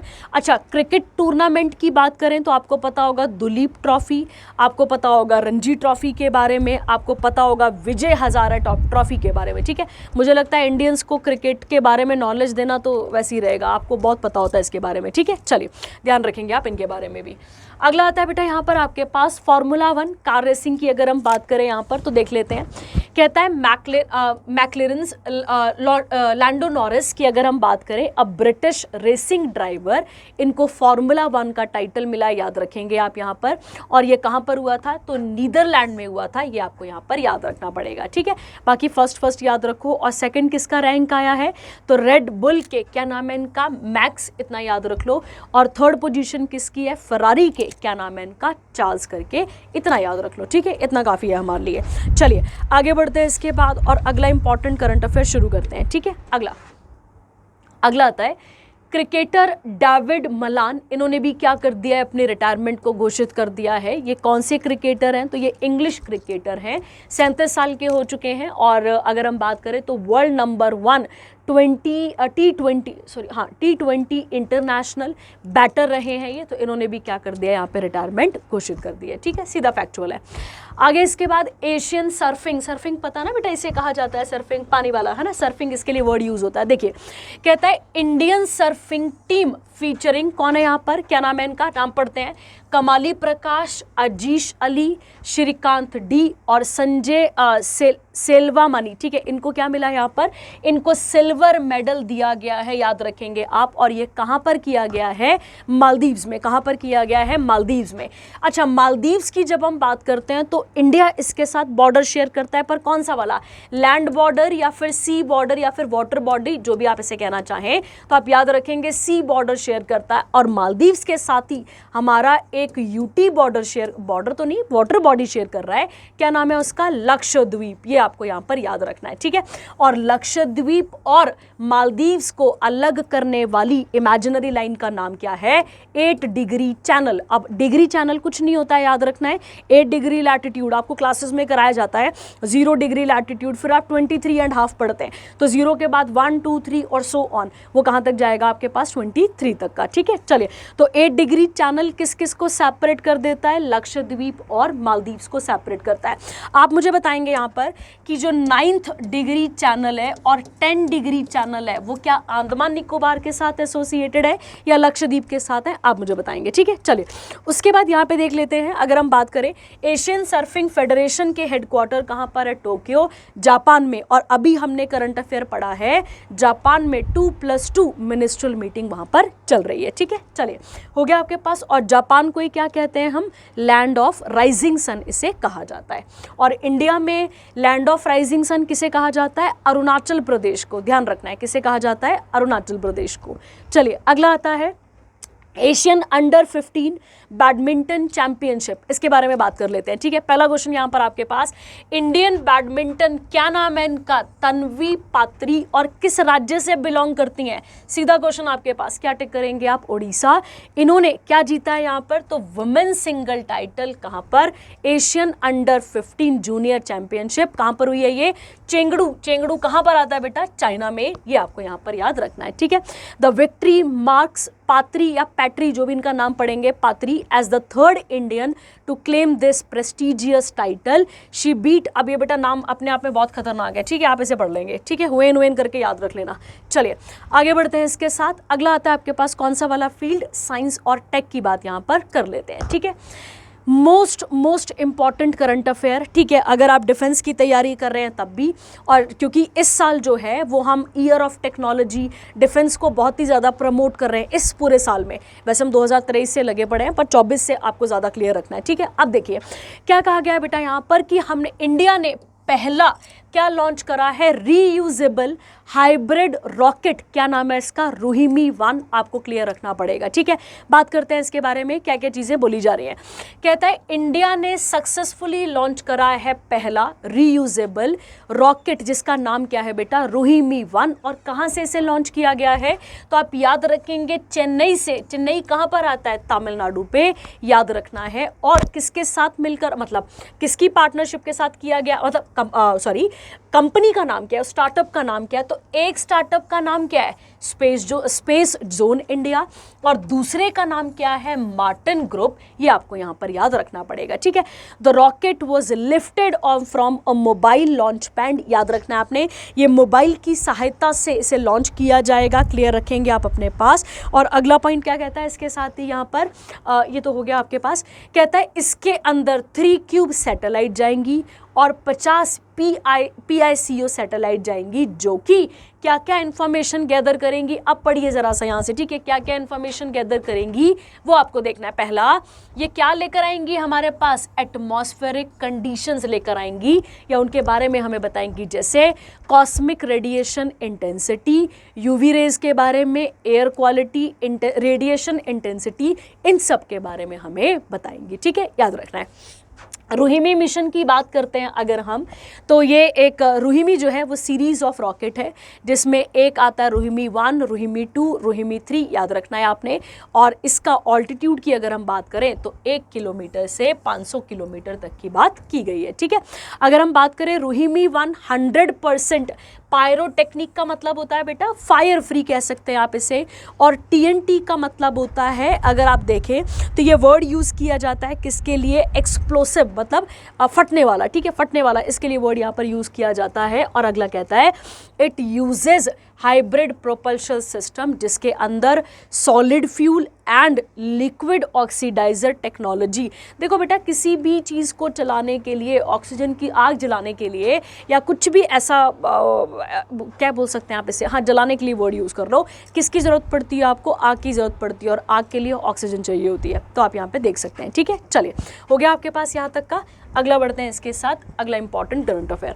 अगला आता है RBI गवर्नर शक्तिकांत दास ने अनवेल करा है ULI को। बहुत इजी भाषा में इसे समझेंगे ताकि हम कोई गड़बड़ ना करें पेपर में। और ULI से क्या क्वेश्चन बन सकते हैं इसको देख लेते हैं, ठीक है। पहला क्वेश्चन क्या है, इसकी फुल फॉर्म पढ़िए जरा सा, यूनिफाइड लैंडिंग इंटरफेस। आपने UPI सुना है सबने। UPI क्या कर रहा है बच्चे, UPI हमें कैशलेस लेकर जा रहा है और हम कैशलेस की तरफ बढ़ते जा रहे हैं। अब क्या बोला गया है बेटा यहाँ पर, अब RBI ने अनाउंस करा है, लेंडिंग की बात जब की जाती है तो याद करो, हमने पिछले करंट अफेयर पे पीयर टू पीयर पढ़ा था, याद करो, लेंडिंग वाला, जिसमें मैंने क्या बोला था, मैं होम लोन लेने जाती हूँ, बैंक मुझे कहता है 20% पे ब्याज देंगे, बताया था आपको। वो पीयर टू पीयर वाला मतलब लोन लेने के बहुत सारे साधन है वैसे तो, पर लोन लेने के लिए एक लंबी कतारों पे लगना पड़ता है। लोन लेने के लिए अगर मुझे कोई भी अपना स्टार्टअप खोलना है, मुझे अपना कोई भी आइडिया मेरे दिमाग में है और मुझे स्टार्टअप करना है उसका, तो मुझे क्या लगेगा, उसके लिए लोन लगेगा। और लोन के लिए आप कहाँ जाएंगे, बैंक पे, या फिर आपके पास क्या ऑप्शन था, पीयर टू पीयर वाला, आप जा सकते हैं लोन लेने के लिए वहां पर भी। तो अब यहाँ पर क्या किया जा रहा है बच्चे, अब इस तरीके का एक यूनिफाइड लेंडिंग इंटरफेस लाया जाएगा, जिसमें आपको loan as soon as possible दे दिया जाएगा, ठीक है। इसी के अंदर आपका आधार कार्ड, आपका पैन कार्ड, आपका बैंक, सब कुछ लिंक्ड होगा, ताकि बस आपसे कंफर्मेशन ली जाए और आपको इस टेक्नोलॉजी के साथ आगे जोड़ा जाए, ठीक है। देखिए, बात करते हैं इसके बारे में। कहता है it was announced by the RBI governor, क्या नाम है इनका, शक्तिकांत दास। याद करो, पिछले करंट अफेयर में आपने पढ़ा था कि इनको A+ की रेटिंग मिली थी और 2023 में इनको क्या मिल चुका है बेटा, इन्हें गवर्नर ऑफ द ईयर का अवार्ड भी मिल चुका है, याद रखना है आपने, ठीक है। तो ये मीटिंग कहाँ पर हुई है, बेंगलुरु कर्नाटका में, और इसमें यहाँ पर इन्होंने आरबीआई ने ये चीज़ें बताई थी, ठीक है। आरबीआई ने यूएलआई का एक पायलट प्रोग्राम भी चलाया था, जिसमें क्या किया गया था, जिसमें क्रेडिट मतलब लोन लेने का जो एक्सेस है वो ईजी कर दिया गया था। उसके बाद आता है, याद रखेंगे आप, it was this is based on the success of UPI, और यूपीआई को कब लॉन्च किया गया था, 2016 में, सॉरी याद रखेंगे आप, 2016 में से लॉन्च किया गया था, ठीक है। चलिए आगे बढ़ते हैं। अब यूएलआई प्लेटफॉर्म क्या करेगा बच्चे, क्रेडिट अप्रेजल मतलब लोन लेने का जो अप्रेजल है, साथ ही साथ किन के लिए ज़्यादा बेनिफिशियल रहेगा, स्मॉल और रूरल बोरोवर्स के लिए, क्योंकि बेटा अमीरों के लिए तो आसान है ना, अमीर लोग तो भैया कहीं जाकर भाई अपनी अप्रोच लगवा कर क्या कर सकते हैं, लोन ले सकते हैं। यहाँ पे बात किसकी हो रही है, छोटे लोगों की हो रही है, छोटे मतलब स्मॉल और रूरल लोगों की हो रही है यहाँ पे। अब उन्हें क्या करना पड़ेगा, अब मैंने अभी आपको बोला ना, कंसेंट लिया जाएगा, आपका मेरा आधार कार्ड सब कुछ लिंक होगा, फिर हमसे बस कंसेंट लिया जाएगा कि ठीक है आपका ये स्टेज 1 कंप्लीट होती है, स्टेज 2, स्टेज 3, स्टेज 4, इस तरीके से, और फिर हमें क्या दे दिया जाएगा, लोन इजीली प्रोवाइड कर दिया जाएगा, ठीक है। चलिए आगे बढ़ते हैं। इसके साथ अगला इंपॉर्टेंट आता है रिपोर्ट्स, रैंकिंग और इंडेक्स के बारे में बात कर लेते हैं, ठीक है। चलिए पहला इंपॉर्टेंट करंट अफेयर इस सेक्शन में कौन सा आता है आपके पास, मुंबई का रैंक आया है सेकंड, किसमें, PCGI, अब ये सॉरी PGCI, इसके बारे में बात करते हैं, ठीक है। देखिए बच्चा, पहले तो मैं आपको ये चीज़ बताऊं, 1 मिनट रुकना है ना, मैं आपको पहले ये बताती हूँ, अच्छा कोई नहीं, इसी के साथ पढ़ लेते हैं, ठीक है, समझते हैं। कहता है प्राइम ग्लोबल सिटीज, अब नाम से आपको क्लियर हो रहा है, प्राइम मतलब लग्जरी सिटीज के बारे में यहाँ पे बात की जा रही है।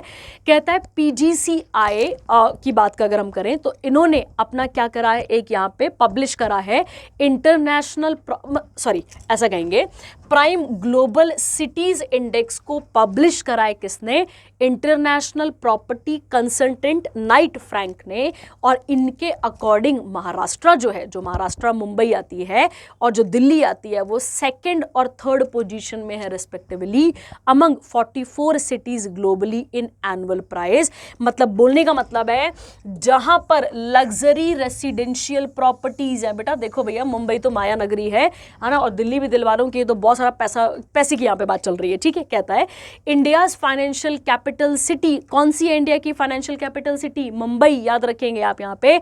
मनीला ऐसी कैपिटल बनी है फिलीपींस की जिसने टॉप करा है इस रैंक पे, सेकंड कौन सी है, महाराष्ट्र, और थर्ड कौन सी आती है, दिल्ली, आपको याद रखना है, ठीक है। उसके बाद कहता है लास्ट देखे इस वाले रैंक पे तो वेलिंगटन न्यूजीलैंड पे इसका रैंक लास्ट हमें देखने को मिलता है, और नाइट फ्रैंक हेडक्वार्टर की बात करते हैं तो ये कहां पर आता है, लंदन में, ठीक है। सीधी बात है बेटा, अगर हम PGCI की बात करें तो ये एक वैल्यूएशन बेस्ड इंडेक्स है जो ट्रैक करता है ऐसी जगहों को या रेसिडेंशियल प्रॉपर्टीज को रैंक करता है जो कि कहां पर स्टैब्लिश है, वर्ल्ड भर में स्टैब्लिश है, ठीक है। चलिए आगे बढ़ते हैं। अगला आता है हुरून इंडिया रिच लिस्ट 2024, ठीक है। अब पिछले हफ्ते एक और रिच लिस्ट आई थी, उसके अकॉर्डिंग कुछ और था, ये वाली कुछ और है, मैंने आपको क्लास में भी क्लियर करा था। देखिए क्या नाम है, कहता है कौन सा वाला एडिशन लॉन्च करा है इन्होंने अपना यहाँ पे 13th, और इनके according Gautam Adani top richest में देखने को हमें मिलते हैं, ठीक है। उसके बाद सेकंड में कौन आते हैं, मुकेश अंबानी और शिव नडार एंड फैमिली, इनका थर्ड रैंक हमें देखने को मिलता है। और उसके बाद राधा बेम्बू ऑफ जोहो, ठीक है, ये वेल्दीएस्ट सेल्फ मेड वुमेन हमें देखने को मिलती है। मुंबई की बात करें तो इसे बिलियनियर कैपिटल ऑफ एशिया कहा जाता है, जिसमें अगर हम बात करें लिखा ना preferred city among the billionaires in India, ठीक है। और फिर इसी के साथ उस रैंकिंग को थोड़ा सा जोड़ लो तो आप समझ जाएंगे, ठीक है। चलिए अगला कौन सा सेक्शन आता है आपके पास, मिलिट्री एक्सरसाइजेस और क्या था, डिफेंस, है ना, इसके बारे में बात करते हैं। Very very important current affair again, ठीक है। क्यों, क्योंकि भाई अगर आप इसकी बात करते हैं तो अरीघाट INS अरीघाट को लॉन्च किया गया है, ठीक है। लॉन्च मतलब कमीशन कर दिया गया है, सौंप दिया गया है, किसको सौंप दिया गया है, इंडियन नेवी को। इंडियन नेवी डे कब मनाते हैं, आप सबको हम पिछले करंट अफेयर में भी हम बात कर चुके हैं, 4 दिसंबर को हम क्या मनाते हैं, नेवी डे मनाते हैं। चलिए बात करते हैं इसके बारे में। इंडियन नेवल शिप, क्या नाम है बेटा इसका, अरीघाट, और अरीघाट किसके अंदर आ रही है ये, तो ये सेकंड अरिहंत क्लास की शिप सबमर्सिबल बैलिस्टिक न्यूक्लियर, ध्यान रखना है आपने, बोलने का मतलब है पानी के अंदर छुपी रहने वाली, ध्यान देंगे आप, पानी के अंदर छुपी रहने वाली बैलिस्टिक और न्यूक्लियर सबमरीन है, ये आपको याद रखना है। और इसे इंडियन नेवी को सौंपा गया कहां पर? विशाखापट्टनम, आंध्र प्रदेश में। क्या ये पहली है? बिल्कुल नहीं, इससे पहले अपने पास एक और है जिसका नाम क्या है? INS अरिहंत। और इसे कब लाया गया था या इसे कब काम पर लाया गया था? तो अगस्त 2016 में। अरिहंत एक संस्कृत शब्द है जिसका मतलब होता है डिस्ट्रॉयर ऑफ द एनिमी, ठीक है। अगर हम इसकी बात करें तो इस अरीघाट में कुछ रिएक्टर होंगे और यह पढ़ लेंगे कितना मेगावाट है, कितना यूरेनियम, कितना क्या, ठीक है। बोलने का मतलब है बेटा कि पानी के अंदर भी दुश्मन की सतह तक पहुंचेगी ये, और उसके बारे में इंफॉर्मेशन वगैरह वगैरह सब हमारे पास लेकर आएगी। इसकी वजह से पाकिस्तान और चाइना हमसे नाराज़ भी हैं, नाराज़ तो वो शुरू से ही रहते हैं, पर दुखी भी हैं हमसे बहुत ज़्यादा, ठीक है। आपको याद रखना है, ठीक है। चलिए, उसके बाद स्पीड नोट ये आप चेक कर लेंगे कितना कितना नोट है। और चीफ कौन है अभी हमें, हम सबको पता है, दिनेश कुमार त्रिपाठी। इनकी ज्वाइनिंग अभी मतलब ये अभी रिसेंटली चीफ बने थे कुछ महीनों पहले, ठीक है, याद रखेंगे। चलिए, अगला सेक्शन कौन सा आता है आपके पास? अवार्ड्स एंड ऑनर्स, इसके बारे में बात कर लेते हैं, ठीक है। देखिए, कहता है ICC emerging Asia bank award 2024, इसके बारे में बात करते हैं, ठीक है। देखिए, कहता है बेंगलुरु कर्नाटका बेस्ड जना small finance bank limited was honoured with, कितने अवार्ड मिले हैं इसे? चार कौन कौन से? पहला पढ़ते हैं। पहला है बेस्ट स्मॉल फाइनेंस बैंक, उसके बाद बेस्ट परफॉर्मेंस ऑन प्रॉफिटेबिलिटी, उसके बाद है best performance on asset quality, best performance on risk management, ये आप यहां पर देख सकते हैं। At the second EICC emerging Asia bank conclave हो रही थी, कहां पे? नई दिल्ली में, ठीक है, याद रखना है। उसके बाद कहता है during the event Jammu Kashmir bank limited को क्या मिला है? Best performance on profitability award in the category of private sector, याद रखेंगे आप प्राइवेट सेक्टर के लिए। और ICC के हेडक्वार्टर कहां पर है? कलकत्ता, बंगाल में। तो बिल्कुल फैक्चुअल है, पढ़ लेंगे एक बारी, आपको याद रह जाएगा, ठीक है। चलिए आगे बढ़ते हैं। विज्ञान रत्न पुरस्कार दिए गए हैं, किसके द्वारा कन्फर्म किए गए हैं? तो आपको याद रखना है ये किसके द्वारा कन्फर्म किए गए हैं? द्रौपदी मुर्मू के द्वारा, ठीक है। इन्हें अनाउंस कब किया गया था? तो आपको याद रखना है नेशनल टेक्नोलॉजी वाले दिन, ठीक है, जब हम नेशनल टेक्नोलॉजी डे मनाते हैं। और कब मनाते हैं नेशनल टेक्नोलॉजी डे? मैंने आपको क्लासेस में बताया हुआ है कब मनाते हैं हम, 11 मई को मनाते हैं। तो इस दिन ये अनाउंस किए गए थे। और दिए कब गए हैं विज्ञान पुरस्कार? तो नेशनल स्पेस डे के दिन। और नेशनल स्पेस डे पहला हमने कब मनाया है? 23 अगस्त को मनाया है, ठीक है। चलिए, कहता है प्रेसिडेंट द्रौपदी मुर्मू ने पहले क्या दिए हैं? आप यहाँ पर विज्ञान रत्न पुरस्कार दिए हैं, जिसे इंडिया का टॉप साइंस अवार्ड भी कह सकते हैं। अब ऐसे तो बहुत सारे लोगों को मिले होंगे, बहुत सारे याद करना मुश्किल है, तो आपको याद रखना है इनके बारे में, ठीक है। इंडियन इंस्टीट्यूट ऑफ साइंस के गोविंद राजन पद्मानाभन को क्या मिला यहाँ पर? इनको यहाँ पर अवार्ड दिया गया है, ठीक है। अगला, विज्ञान टीम अवार्ड किसको गया है? चंद्रयान 3 की टीम को। और इसके बारे में हम पूरा का पूरा डिटेल में पिछली क्लास में डिस्कस कर चुके हैं, ठीक है। इसीलिए आपको कहा था कि पुराना वाला करंट अफेयर आपके पास क्लियर होना चाहिए ताकि आप अगले वाले करंट अफेयर को समझ सकें, ठीक है। चलिए आगे बढ़ते हैं। लास्ट सेक्शन आता है आपके पास डेज वाला, बात कर लेते हैं इसके बारे में भी, ठीक है। पहला, माई stamp 165th income tax day. पहले ये वाला बैकग्राउंड तैयार करते हैं, ठीक है। देखिए, अगर हम बात करें, इंडिया हर साल इनकम टैक्स डे सेलिब्रेट करती है, कब? 24 जुलाई को। और क्यों करती है? क्योंकि इंट्रोड्यूस किया गया था इनकम टैक्स को किसके द्वारा? सर जेम्स विल्सन के द्वारा। और कब? 1860 में, ठीक है, याद रखेंगे। और यूनियन मिनिस्टर निर्मला सीतारमन ने रिलीज करा है माई stamp 165th income tax day, क्योंकि कितने साल पूरे हो चुके हैं इसको? 165 वर्ष कंप्लीट हो चुके हैं, ठीक है। चलिए आगे आता है इसके बाद वर्ल्ड वाटर वीक। पहला तो ये क्वेश्चन आ जाएगा, 22 मार्च को क्या सेलिब्रेट किया जाता है? तो आपको याद रखना है वर्ल्ड वाटर डे हम सेलिब्रेट करते हैं, कब? तो आपको याद रखना है कब मनाते हैं हम ये? 22 मार्च को मनाते हैं। और हमारा सस्टेनेबल डेवलपमेंट गोल 6 किससे डील करता है? तो वो डील करता है किसके साथ? आपके पास water and sanitation, water and sanitation by 2030, ठीक है। चलिए अब ये वीक कब मनाया गया, पहला क्वेश्चन, ठीक है। पहला क्वेश्चन है 25 से लेके 29 अगस्त तक इसको सेलिब्रेट किया जाता है, ठीक है। क्यों किया जाता है बेटा, क्योंकि यहाँ पे क्या बोला गया है बेटा आपके पास, कहता है क्योंकि क्रिटिकल वाटर रिलेटेड चैलेंजेस हैं, जैसे क्लीन वाटर नहीं है भाई लोगों के पास साफ पानी, सैनिटेशन, वाटर मैनेजमेंट और सस्टेनेबिलिटी, ये आपको यहाँ पर क्लियर रखना है। और इसकी थीम क्या है, तो थीम क्या कहती है बेटा, bridging borders, water for a peaceful and sustainable future, आपको यहाँ पर याद रखना है, ठीक है।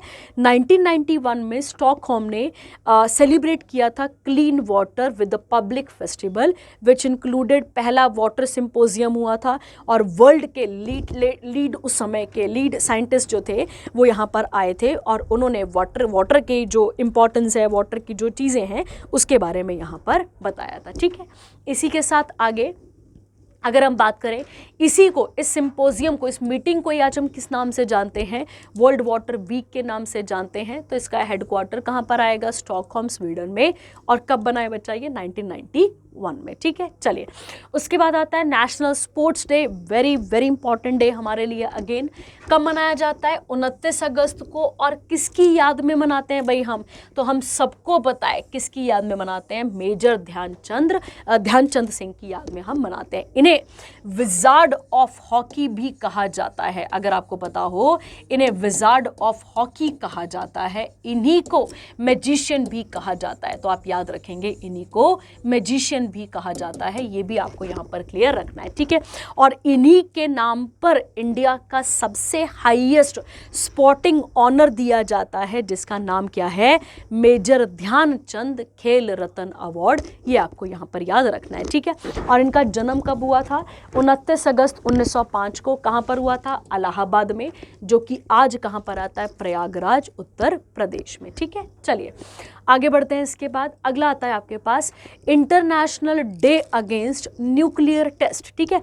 बड़ा इंपॉर्टेंट है ये डे हमारे लिए, ठीक है। क्यों बेटा, मैं आपको बताती हूँ। क्योंकि इसकी वजह से क्या होता है ये समझो ज़रा सा, ठीक है। देखो इसकी वजह से क्या होता है, इसकी वजह से पहले तो आपको ये समझना है कि ये करना मतलब ऐसे बड़े बड़े अटैक्स करना ज़रूरी नहीं है, ठीक है। आप इनसे बच भी सकते हैं, ये इसके ऊपर बात कर रहा है, ठीक है। देखिए कहता है United Nation international day against nuclear test, इसे एनुअली ऑब्जर्व किया जाता है कब, 29 अगस्त को, ताकि लोगों में अवेयरनेस फैलाई जा सके कि कितना बुरा हाल होता है किसकी वजह से, न्यूक्लियर वेपन टेस्ट की वजह से, याद रखना है।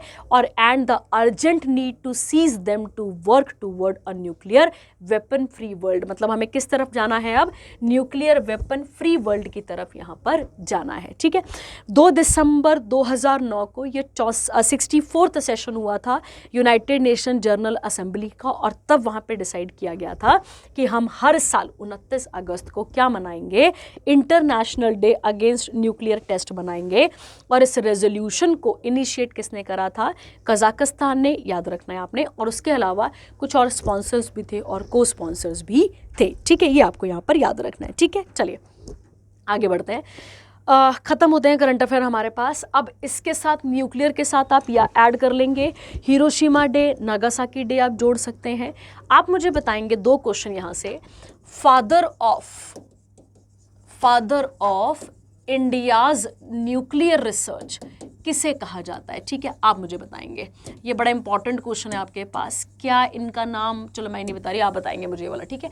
Father of India's nuclear research किसे कहा जाता है, आप मुझे बताएंगे, ठीक है। चलिए तो आई होप आपको यहाँ तक चीज़ें क्लियर हो चुकी होंगी, आपको यहाँ तक करंट अफेयर क्लियर हो चुका होगा। कोई भी डाउट रहेगा आप पूछ सकते हैं। Thank you, have a nice day.